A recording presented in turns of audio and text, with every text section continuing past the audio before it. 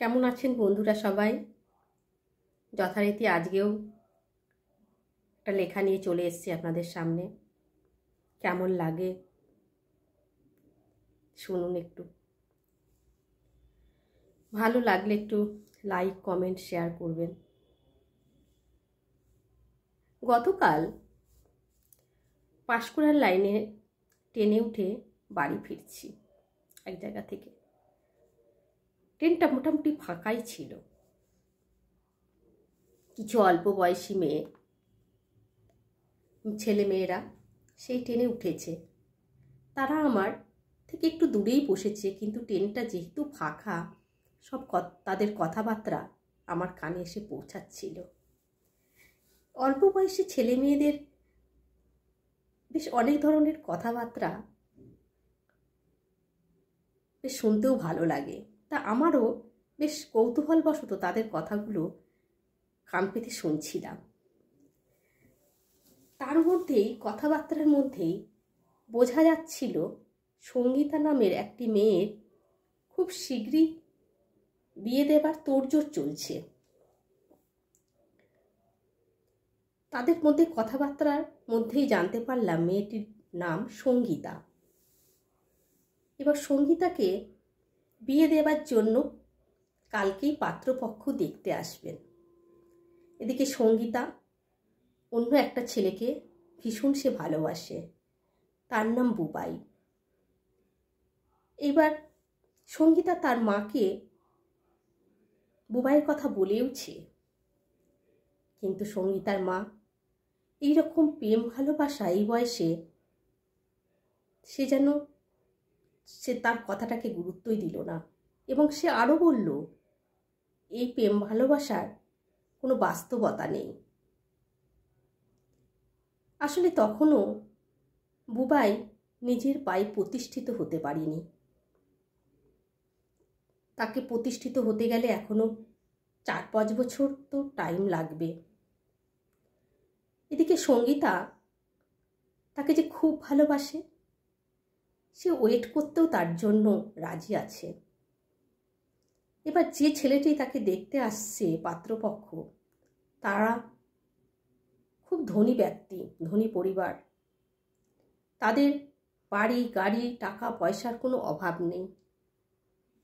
এই জন্যই সঙ্গীতার বাবা মার উভয়েরই পছন্দ সেই পরিবারকে। সঙ্গীতা এদিকে মনের মধ্যে বড্ড এক অশান্তিতে ভুগছে।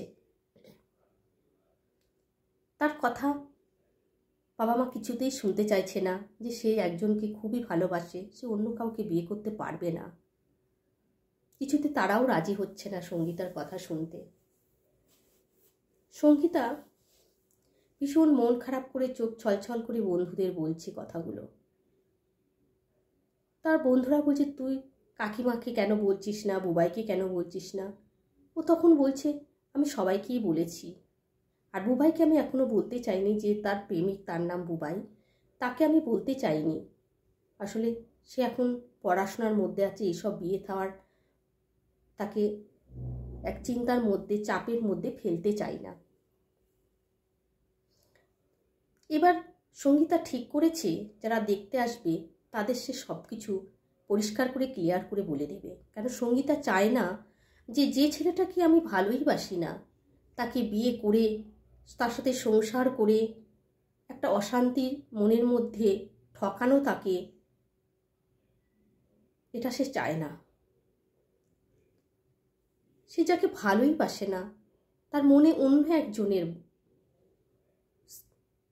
অস্তিত্ব, তাহলে সেই মানুষটাকে কি করে সে ভালোবেসে, স্বামী হিসাবে ভালোবেসে সারাটা জীবন কিভাবে থাকবে, সে কিভাবে কাটাবে? এরপরে 3টে জীবন নষ্ট হয়ে যাওয়ার মতন অবস্থা হয়ে দাঁড়াবে। টাকা পয়সা, গাড়ি বাড়ি, এসব লোভে সঙ্গীতা তার ভালোবাসাকে ত্যাগ করতে কিছুতেই পারবে না, কিছুতেই না। সঙ্গীতার কথাগুলো বড্ড বেশি ভালো লাগছিল। আমিও দূর থেকে কথাগুলো শুনছিলাম। ভালোবাসার মানুষকে না পেলে সেটা হয়তো মেনে নিতে পারবে, কিন্তু জেনে বুঝে কারো জীবনে ঢুকে তাকে ঠকানো, এ তো সবচেয়ে বড় অপরাধ। তাতে অনেকগুলো জীবনকে ঠকাতে হয়। সঙ্গীতার মনের দুঃখ বা দৃঢ়তা দেখে যা বুঝলাম, টাকা পয়সা গাড়ি বাড়ি আভিজাত্যের থেকে তার কাছে ভালোবাসার অভিজ্ঞতা বা ভালোবাসার আভিজাত্য অনেক বড়, অনেক বড়। তাই বুবাইকে আজীবনের জন্য সে অপেক্ষা, বুবাইকে পেতে আজীবনের জন্য সে অপেক্ষা করতেও রাজি আছে। এভাবেই তো সবাই ভাবে না? সঙ্গীতা তার ভালোবাসার মানুষ বুবাইকে একটু বেশিই ভালোবাসে। হয়তো বুবাইও বাসে ততটাই। ভালোবাসাটা যখন দুদিক থেকেই আসে, তখন কোনো কিছু বিনিময়ে তাদের আলাদা করা যায় না। কোনো কিছুর বিনিময়ে তাদের আলাদা করা যায় না। ভালোবাসা এমনই, অপেক্ষা করতেও রাজি আছে।